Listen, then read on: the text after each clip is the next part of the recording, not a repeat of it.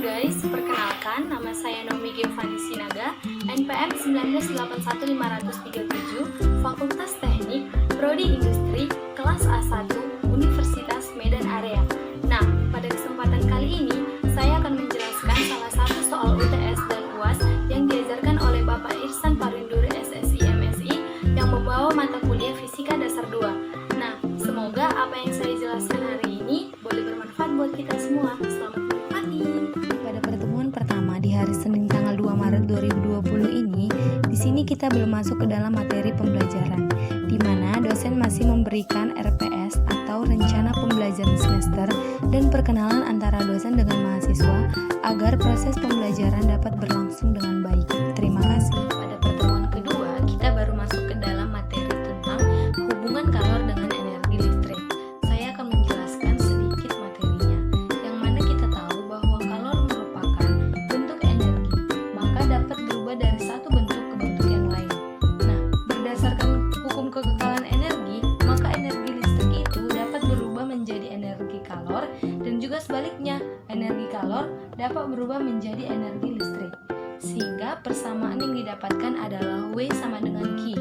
Nah, untuk menghitung energi listrik digunakan persamaan sebagai berikut. W sama dengan P dikali T, di mana keterangannya W adalah energi listrik dalam satuan Joule, P adalah daya listrik dalam satuan W, dan T adalah waktu yang diperlukan dalam satuan sekon. Nah, contoh soal yang saya ambil adalah seperti gambar berikut ini. Sebuah pemanas air berisi air memiliki daya listrik sebesar 100 watt. Air tersebut memiliki massa sebesar 0,5 kg dan kenaikan suhunya sebesar 60 derajat Celcius. Berapa waktu yang diperlukan untuk menaikkan suhu tersebut? Nah, di sini diketahui bahwa P sama dengan 100 watt. Masanya atau disingkat dengan M adalah 0,5 kg dan delta T sama dengan 60 derajat Celcius. Nah, yang ditanya adalah T. Tadi kan T adalah waktu yang diperlukan. Jadi waktu yang diperlukan untuk menaikkan suhu tersebut ialah, kita masukkan C air sama dengan 4200 joule per kilogram Celcius. Ini adalah ketentuan. Nah, karena W sama dengan Q, tadi sudah saya jelaskan, maka W sama dengan M dikali C dikali delta T, sama dengan masanya adalah 0,5 dikali C 4200 dikali deltanya adalah 60, sehingga hasilnya adalah 126.000 joule. Nah, jadi waktu yang dibutuhkan adalah T sama dengan W per W.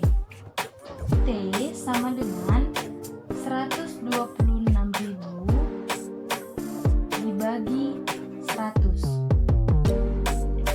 T sama dengan 1260 sekon. Nah, pada hari Senin tanggal 16 Maret 2020, kita masuk ke dalam pertemuan ketiga dengan judul materi adalah gaya listrik. Saya akan sedikit memberi materi tentang gaya listrik ini.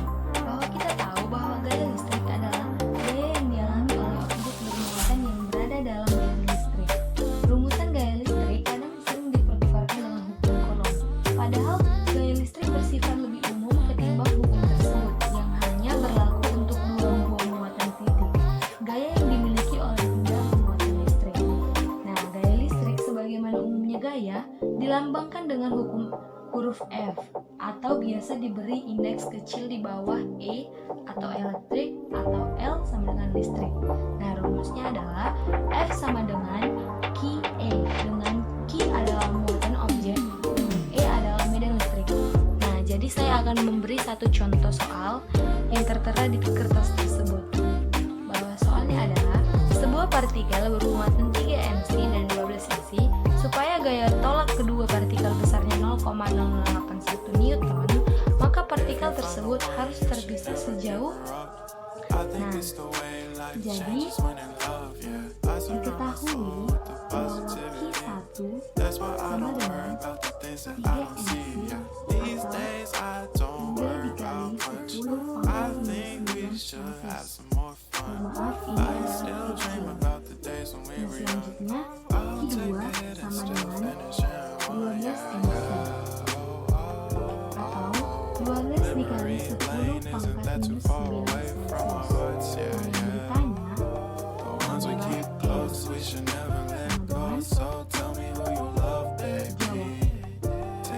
R sama dengan R kuadrat sama dengan H Q1 dikali Q2 sama dengan 9 dikali 10 pangkat minus 9 dikali 3 dikali 10 pangkat minus 9 dikali 12 dikali 10 pangkat minus 9 dibagi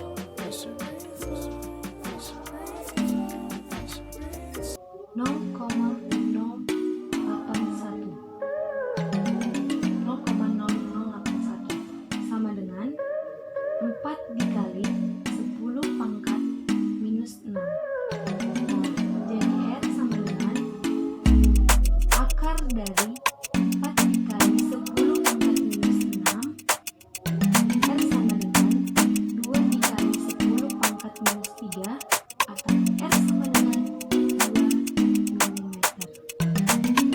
Pada hari Senin tanggal 23 Maret 2020, kita masuk ke dalam pertemuan keempat, di mana judul yang harus kita bahas di sini adalah tentang arus listrik. Nah, materi yang akan saya sampaikan adalah bahwa arus listrik merupakan banyaknya muatan listrik yang disebabkan dari pergerakan elektron-elektron mengalir melalui suatu titik dalam sirkuit tiap satuan waktu. Arus listrik dapat dihitung dalam satuan kolom atau detik atau ampere. Nah, rumusnya adalah I sama dengan Q per T, atau I adalah kuat arus listrik sama dengan ampere, dan I adalah muatan listrik atau kolom, dan T adalah waktu dalam satuan sekon.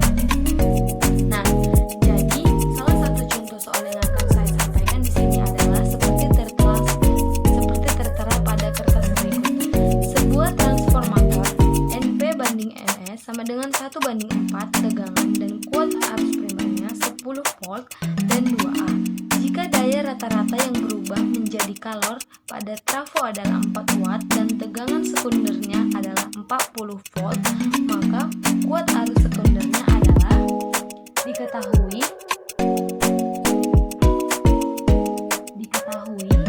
bahwa NP banding NS sama dengan 1/4. NP sama dengan 10 volt. IP sama dengan 2A.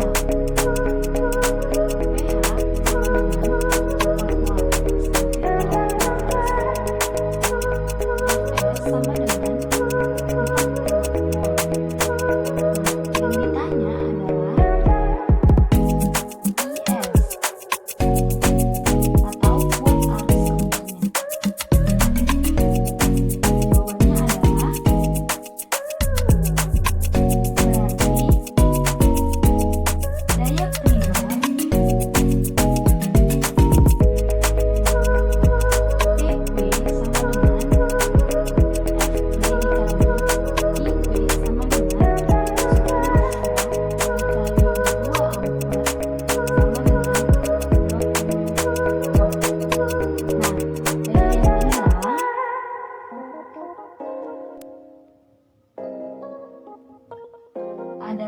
Fs sama dengan 4 watt.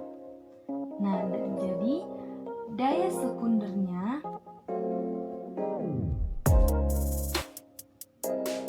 adalah PS sama dengan PV dikurang PH sama dengan 20 dikurang 4 sama dengan 16 watt. Jadi PS sama dengan Fs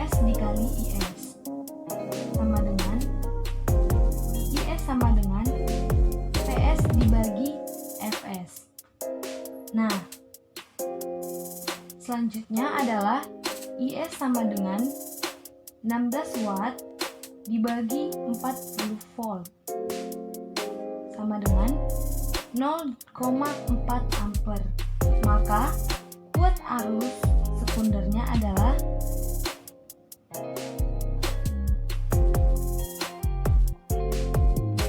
0,4 ampere.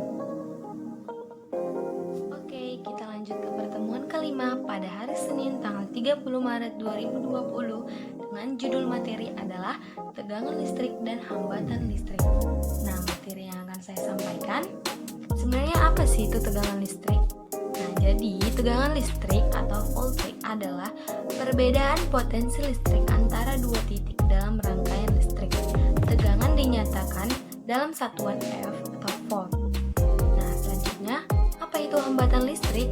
Nah, hambatan listrik adalah perbandingan antara tegangan listrik dari suatu komponen elektronik, misalnya resistor, dengan arus listrik yang melewatinya. Hambatan dinyatakan dalam satuan ohm. Nah, sekarang saya akan menjawab atau memecahkan soal yang telah saya sediakan dalam kertas putih ini. Nah, jadi, dua resistor memiliki masing-masing hambatan 2 ohm dan 2 ohm yang dirangkai secara seri. Kemudian, kedua hambatan tersebut dirangkai dengan tegangan baterai yang nilainya 6 volt. Berapakah nilai kuat arus listrik yang mengalir pada kedua hambatan tersebut? Nah, jadi diketahui R1 sama dengan R2 2 ohm. F sama dengan 6 volt. Yang ditanya I sama dengan, jawab. I sama dengan F per R sama dengan F per R1 ditambah R2 sama dengan 6 per 2 ditambah 2 sama dengan 6 per 4 sama dengan 1,5 ampere. Jadi I sama dengan 1,5 ampere. Oke, selanjutnya kita masuk ke dalam pertemuan ke-6 pada hari Senin tanggal 6 April 2020 dengan judul materi tentang rangkaian seri dan rangkaian paralel. Nah, jadi saya akan memberikan sedikit materi tentang rangkaian seri, di mana rangkaian seri merupakan sebuah rangkaian listrik yang komponennya disusun secara berderetan hanya melalui satu jalur aliran listrik. Contohnya adalah sebuah rangkaian yang memiliki dua resistor, tapi hanya terdapat satu jalur kabel untuk mengalirkan listrik. Sementara rangkaian paralel merupakan rangkaian listrik yang komponennya disusun sejajar, di mana terdapat lebih dari satu jalur listrik atau bercabang secara paralel.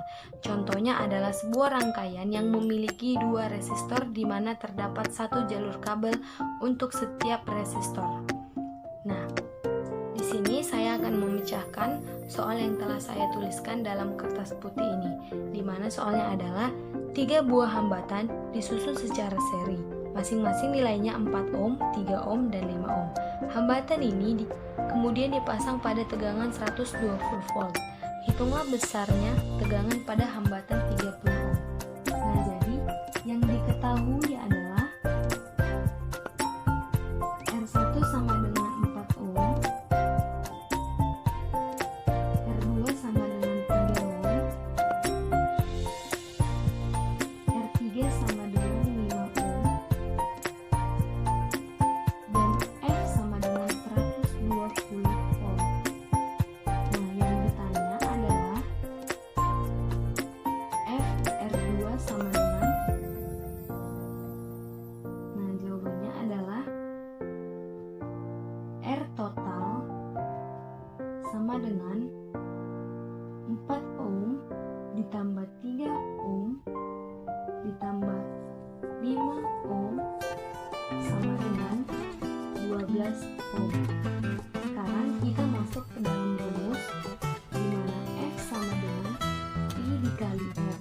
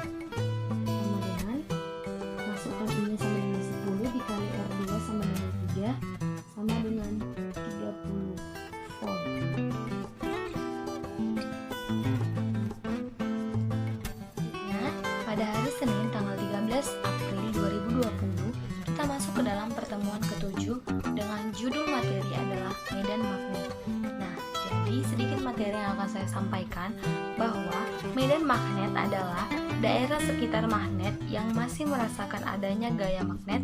Adanya medan magnet di dalam ruangan dapat ditunjukkan dengan mengamati pengaruh yang ditimbulkan. Nah, jadi pada saat ini saya akan memecahkan soal yang sudah saya tuliskan dalam kertas putih ini, di mana soalnya adalah perbandingan jumlah lilitan kawat pada kumparan primer dan sekunder sebuah transformator adalah 1:4. Tegangan dan kuat arus masuknya masing-masing 10 volt dan 2 ampere. Jika daya rata-rata yang berubah menjadi kalor pada transformator tersebut adalah 4 watt dan tegangan keluarnya adalah 4 volt, maka kuat arus keluarnya sama dengan dalam satuan volt. Jadi, di sini diketahui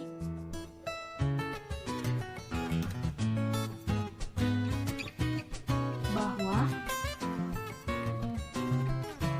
P sama dengan 2A, Fp sama dengan 10 volt, Fp primer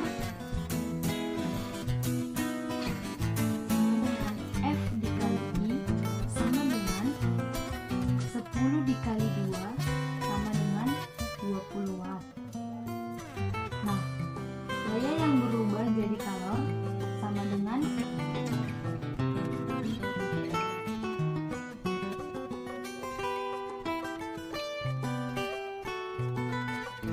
sama dengan 4 watt.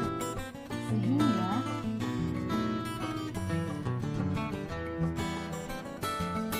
daya pada kumparan sekunder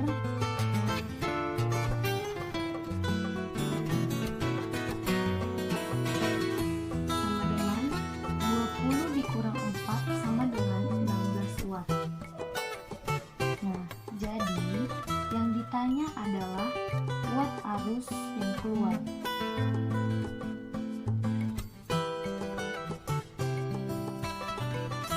Dalam satuan volt. Nah, jawabannya adalah P sekunder sama dengan 16. Fs dikali Is sama dengan 16. Fs sama dengan kali Is sama dengan 16. 40 dikali Is sama dengan 16. Is sama dengan 16 dibagi 40. Is sama dengan dikecilkan menjadi 2 dibagi 5. Is sama dengan 0,4 ampere. Sekian, kita masuk ke dalam pertemuan ke-8 pada hari Senin tanggal 20 April tahun 2020 dengan judul materi adalah Hukum Gauss. Baiklah, sedikit materi yang akan saya sampaikan, di mana kita tahu bahwa bunyi hukum Gauss adalah jumlah garis gaya dari sebuah medan listrik yang menembus suatu permukaan tertutup sebanding dengan jumlah muatan listrik yang dilingkup oleh permukaan tertutup tersebut. Nah, di mana secara matematis hukum Gauss dinyatakan dengan rumus sebagai berikut. Di mana yang Q ini merupakan muatan yang dilingkupi oleh permukaan tertutup, sementara yang E0 merupakan permivitasi udara. Jadi, di sini kita akan memecahkan soal dari hukum Gauss tersebut. Yang mana soalnya adalah sebuah bola isolator pejal dengan jari-jari R1 dikelilingi oleh bola berongga konduktor netral berjari-jari dalam R2 dan berjari-jari luar R3. Bola isolator mempunyai rapat muatan volume sebesar R sama dengan BR, di mana B adalah konstan dan R adalah jarak dari pusat bola. Hitunglah medan listrik di yang A, R lebih kecil dari R1, yang B, R1 lebih kecil dari R, lebih kecil dari R2, yang C, R2 lebih kecil dari R dan lebih kecil dari R3, sementara yang D, R lebih besar dari R3. Di mana penyelesaiannya adalah untuk yang A, tinggal E sama dengan I per 4N0 kali BR kuadrat, sementara yang B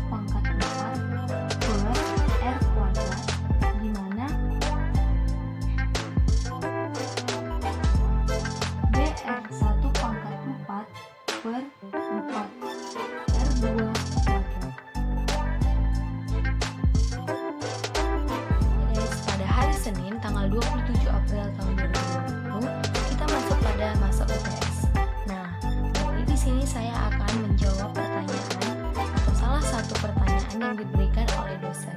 Nah, pertanyaannya adalah, pemanas air menggunakan hambatan 50 ohm dan arus 1 ampere. Panaskan 1 liter air pada 25 derajat Celcius selama 10 menit. Jika Anda menganggap hanya air yang menerima kalori, maka suhu airnya adalah dengan ketentuan 1 kalori sama dengan 4,2 joule. Jadi, di sini yang diketahui adalah R sama dengan 50 ohm. I sama dengan 1 ampere. T1 sama dengan 25 derajat Celcius. Dan T sama dengan 10 menit. Atau 600 sekali. Jadi yang ditanya adalah T2 atau juga disebut sebagai suhu akhir. Tadi T1 di sini adalah suhu awal dan T2 adalah suhu akhir. Nah, jawabannya adalah dengan menggunakan rumus I sama dengan D. Nah, M dikali C dikali L FD sama dengan I kuadrat dikali L minus D. Nah, 1 dikali 4200 dikali T2 dikurang 25 sama dengan I kuadrat dikali 50 dikali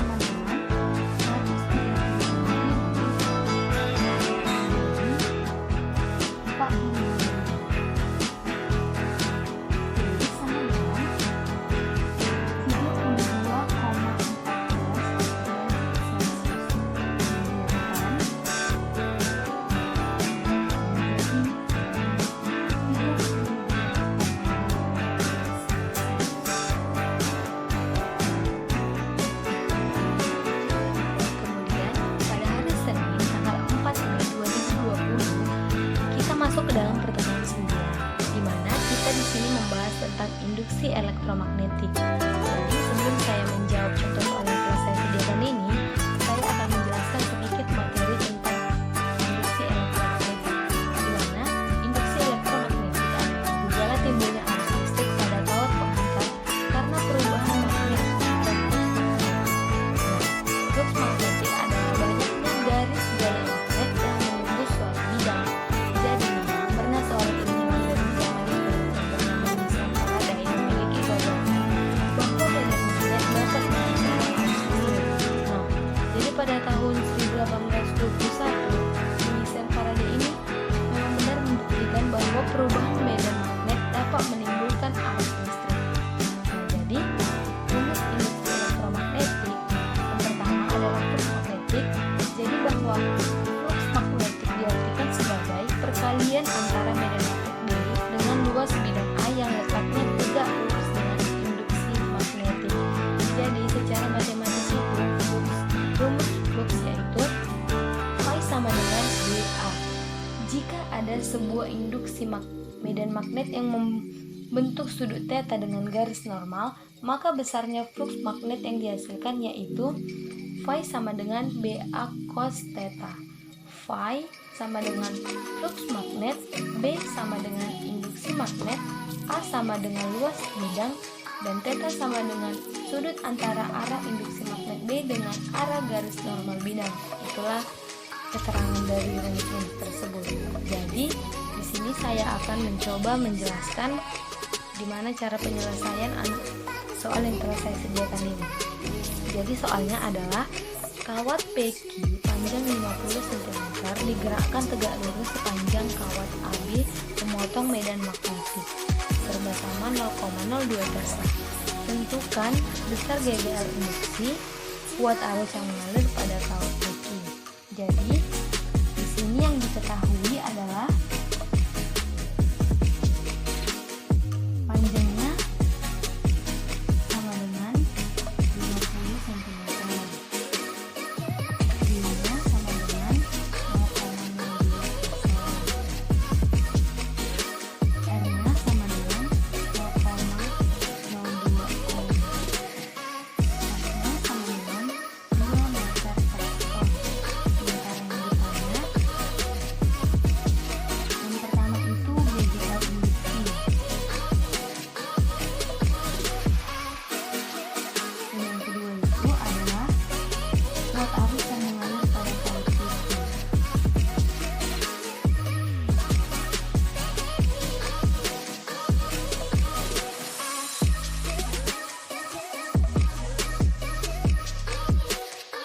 Nah, pemberitahuannya adalah untuk yang pertama kita menggunakan rumus E sama dengan B kali L kali F sinus theta. E sama dengan ini tadi kan 0,02, masukkan L-nya sama dengan 0,5, masukkan F-nya sama dengan 2, dan masukkan sini sama dengan 1. Jadi E-nya sama dengan 0,02 volt. Nah, sementara untuk jawaban yang kedua, kuat arus yang mengalir pada kawat breaking itu kita menggunakan rumus I sama dengan E per R, dimana ini kan 0,02 per 0,02. Nah, jadi hasilnya I sama dengan 1 ampere. Untuk pertemuan ke-10 pada hari Senin 11 Mei 2020, di sini kita akan membahas tentang transformator. Namun, sebelum saya menjawab contoh soal yang telah saya sediakan ini, saya akan menjelaskan sedikit materi tentang transformator. Di mana transformator atau sering disebut juga dengan istilah trafo ini adalah suatu alat listrik yang dapat mengubah trafo suatu tegangan AC ke taraf yang lain. Maksud dari perubahan taraf tersebut diantaranya seperti untuk menurunkan tegangan AC dari 220 FAC ke 12 FAC ataupun menaikkan tegangan dari 110 FAC ke 220 FAC. Transformator atau trafo ini bekerja mengikuti prinsip induksi elektromagnetik dan hanya dapat bekerja pada tegangan yang berarus bolak-balik atau AC. Trafo memegang peranan yang sangat penting untuk mendistribusikan tegangan listrik.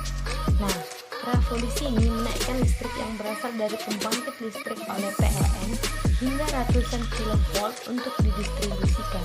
Dan kemudian trafo lainnya menurunkan tegangan listrik tersebut ke tegangan yang diperlukan untuk setiap rumah tangga maupun perkantoran yang pada umumnya menggunakan tegangan AC 220 volt. Jadi, saya akan mencoba menjelaskan untuk menjawab soal yang telah saya berikan di kertas putih ini. Nah, soalnya adalah perbandingan antara jumlah lilitan primer sekunder pada sebuah transformator step up adalah 3:5. Jika kuat arus output 3A, maka kuat arus inputnya adalah jadi di sini yang diketahui adalah NP sama dengan 3, NS sama dengan 5. Ini NP, ini NS. Nah, sementara IS-nya sama dengan 3. Jadi yang ditanya adalah IP sama dengan tanda tanya dalam input. Jadi jawabannya adalah dengan menggunakan rumus S per IP sama dengan NP per NS. Nah, jadi tinggal dimasukkan aja 3 per IP sama dengan 3 per 5.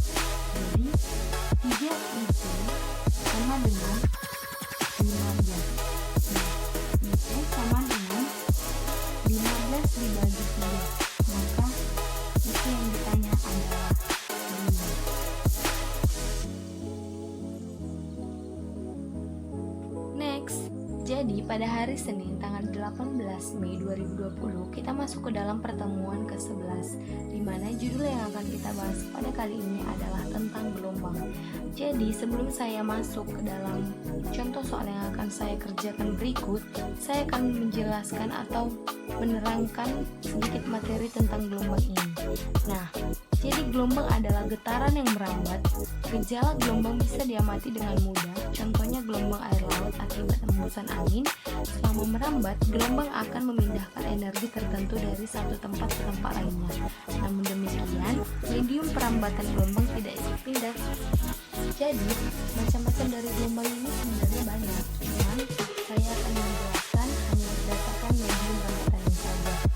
Jadi berdasarkan medium perambatannya, gelombang dibagi menjadi dua, yaitu gelombang mekanik dan gelombang elektromagnetik. Nah, gelombang mekanik ini adalah gelombang yang membutuhkan medium untuk berimbat. Yang mana artinya, jika tidak ada medium, gelombang tidak akan pernah terjadi. Sementara gelombang elektromagnetik adalah gelombang yang tidak membutuhkan medium untuk merambat. Yang mana artinya, gelombang ini bisa saja merambat dalam ruang hampa sekalipun. Contohnya gelombang elektromagnetik adalah cahaya, gelombang radio, sinar X, sinar gamma, inframerah, dan sinar ultraviolet. Jadi, di sini saya akan menjelaskan cara penyelesaian untuk soal yang telah saya sediakan pada kertas seperti ini. Nah, jika seutas tali yang panjangnya 5 meter, masanya 4 gram, ditegakkan dengan gaya 2 Newton dan salah satu ujungnya digetarkan dengan frekuensi 50 Hz. Hitunglah yang pertama cepat rambat gelombang pada tali tersebut, dan yang kedua adalah panjang gelombang pada tali tersebut. Tadi saya telah menyediakan yang diketahui sama yang ditanyanya. Jadi, saya tinggal menjelaskan saja. Untuk yang diketahui, L sama dengan 5 meter, F-nya sama dengan 2N, dan M-nya atau masanya sama dengan 4, cuman diubah menjadi 4 kali 10 pangkat minus 3 kg, dan F-nya sama dengan 50 Hz. Jadi yang ditanya yang pertama adalah F untuk cepat rambat gelombang, dan yang kedua untuk yang ditanya adalah lambdanya untuk panjang gelombang pada tali. Jadi jawabannya adalah untuk yang pertama panjang cepat rambat gelombang.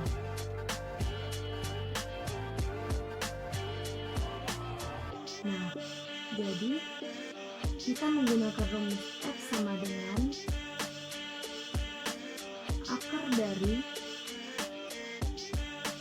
F kali L per M. F sama dengan akar dari 2,5 dibagi 4 dikali 10 minus 3. Maka F sama dengan akar dari 10 pangkat 4 per 4. Nah, untuk F sama dengan 100 dibagi 2. Maka F sama dengan 50 meter per sekon. Sementara untuk jawaban yang kedua, jadi panjang gelombang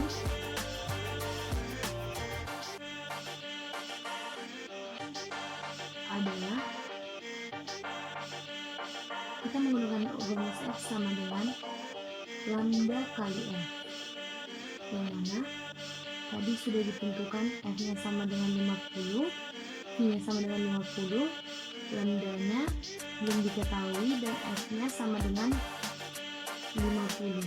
Jadi lambdanya sama dengan 50 dibagi 50, lambda sama dengan 1. Pada bagian ini kita masuk pada pertemuan ke-12, di mana pada hari Senin tanggal 2 Juni 2020 dengan judul materi yang akan disampaikan adalah tentang gelombang bunyi. Dan saya akan memberikan sedikit materi tentang gelombang bunyi, di mana bunyi merambat sebagai gelombang sebab bunyi dapat mengalami interferensi, pemantulan, pembiasan, dan difraksi. Bunyi termasuk gelombang mekanik karena hanya dapat merambat melalui medium, misalnya seperti cair, padat, dan gas. dan tidak dapat merambat dalam vakum. Gelombang bunyi termasuk gelombang longitudinal karena dalam perambatannya tidak menyertakan perambatan molekul mediumnya, tapi hanya bergetar membentuk rapatan dan regangan. Jadi, cepat rambat bunyi adalah hasil bagi jarak tempuh dengan waktu tempuh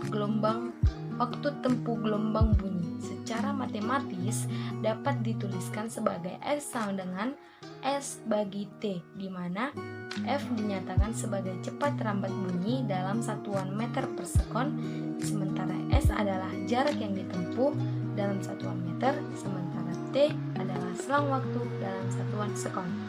Jadi, saya di sini akan menjelaskan tentang soal yang telah saya tuliskan pada kertas putih ini. Saya akan menyelesaikannya, di mana soalnya adalah sebuah seruling yang memiliki kolom udara terbuka pada kedua ujungnya memiliki nada atas kedua dengan frekuensi 1700 Hz.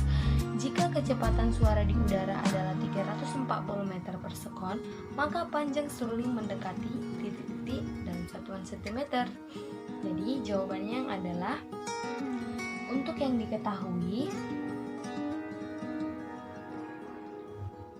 diketahui F sama dengan 1700 Hz, sementara V sama dengan 340 meter per sekon, dan ditanya adalah L sama dengan ditanya dalam satuan sentimeter. Nah, jawabannya adalah dengan menggunakan rumus F sama dengan 3V per 2L. Nah, 2L sama dengan 3V per L. Nah, L sama dengan 3V per 2L. Nah, L sama dengan 3 dikali 340 per 2 dikali 1700. Nah, L di sini sama dengan 0,3 meter. Kesimpulannya, panjang seruling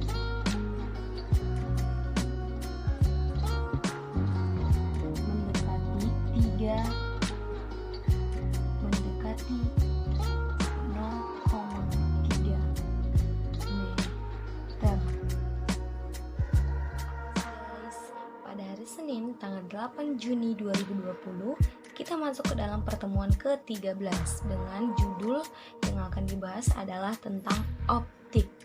Jadi saya akan memberikan materi sedikit tentang materi optik ini, di mana alat optik merupakan alat yang bekerja berdasarkan prinsip cahaya. Alat optik membuat hidup manusia lebih mudah dan berarti. Anda dapat menikmati keindahan alam semesta, mengabadikan saat-saat terindah pada lembaran foto, atau bahkan bisa membuat sehelai rambut di kepala menjadi terlihat sebesar lengan. Hehe. Jadi, optik adalah cabang fisika yang menggambarkan perilaku dan sifat cahaya dan interaksi cahaya dengan materi. Optik dijelaskan dan ditandai dengan fenomena optik.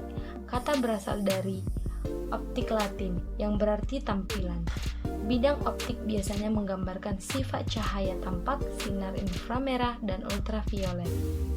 Jadi, di sini saya akan menjelaskan untuk memecahkan soal yang telah saya berikan, di mana soalnya adalah seorang rabun dekat, titik paling dekat yang dapat dilihat dengan jelas berjarak 2/3 meter.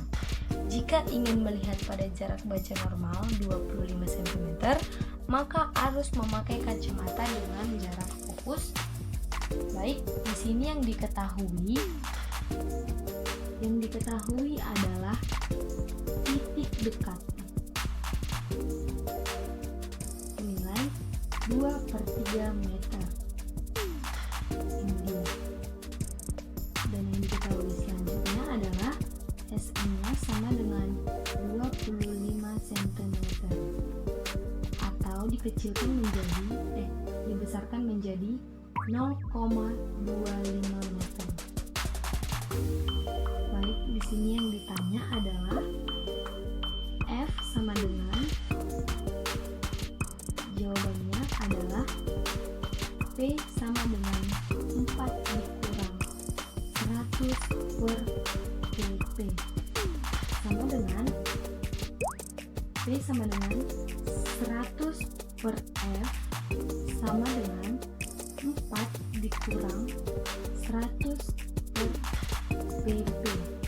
Maka 100 per F sama dengan 4 dikurang 100 per 200 bisa dibagi 2. Maka 100 per F sama dengan 4 dikurang 300 per 200. Nah, 100 per F sama dengan 500 dibagi 200, sehingga F-nya adalah 40 cm.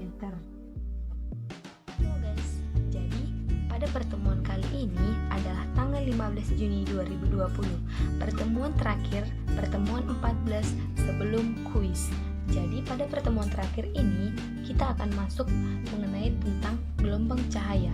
Nah, sebelum saya menjawab soal yang telah saya sediakan ini, saya akan memberikan sedikit materi tentang gelombang cahaya. Jadi, intensitas cahaya adalah kuantitas fisik utama yang menunjukkan kekuatan sumber cahaya dalam arah tertentu per unit sudut. Simbol untuk intensitas cahaya adalah I. Definisi standar untuk satu cendera adalah intensitas cahaya dalam arah tertentu dari sumber cahaya dengan frekuensi 540 dikali 1012 Hz dengan intensitas radian dalam arah 1 per 682 watt per steradian. Nah, saya akan mencoba menjelaskan untuk penyelesaian soal yang telah saya sediakan di kertas putih ini. Jadi, soalnya adalah celah tunggal yang lebarnya 0,1 mm disinari berkas cahaya dengan panjang gelombang 4000 A. Apabila pola difraksi ditangkap pada layar yang jaraknya 20 cm dari celah, tentukanlah jarak antara garis gelap ketiga dan garis pusat terang. Nah, jadi di sini yang diketahui adalah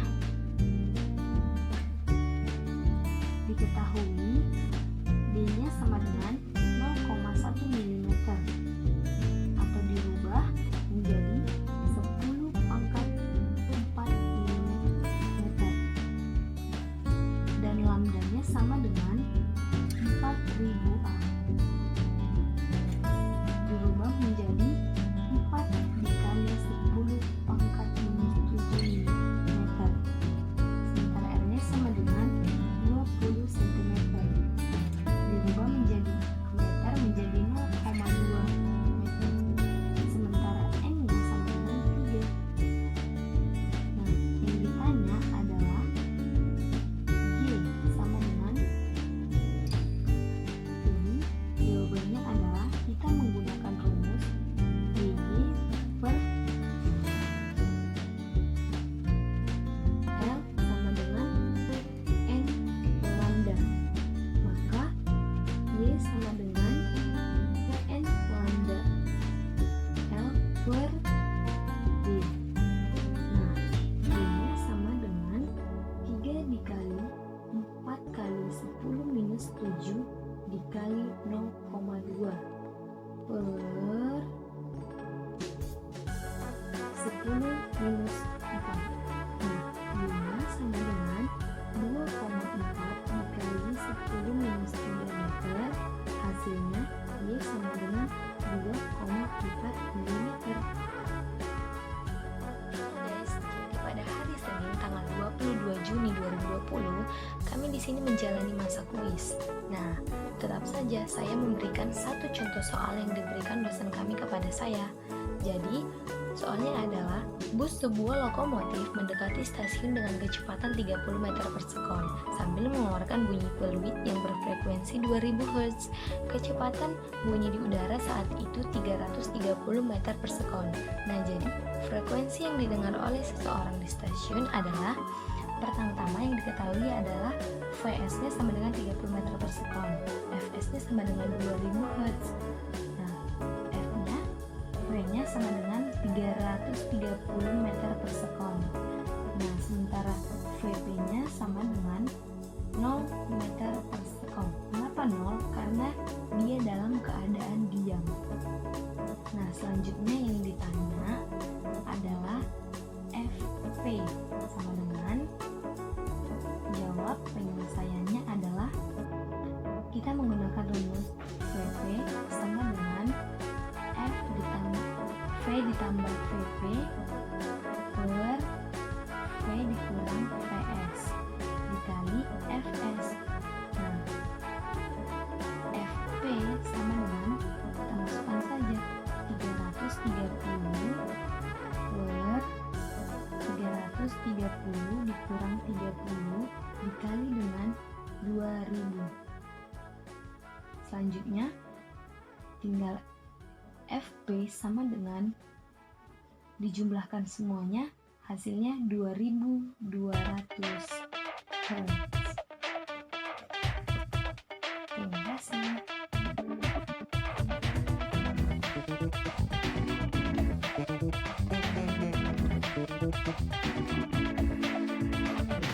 Guys, ini adalah hasil pengerjaan saya mulai dari pertemuan pertama sampai ke pertemuan yang kuis.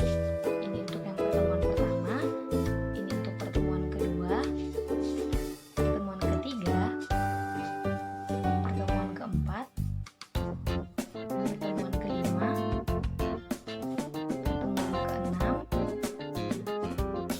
pertemuan ketujuh, pertemuan kedelapan, pertemuan TS, untuk pertemuan 9, pertemuan 10, pertemuan 11, pertemuan 12, pertemuan 13, pertemuan ke-14, dan terakhir adalah pertemuan tentang kuis.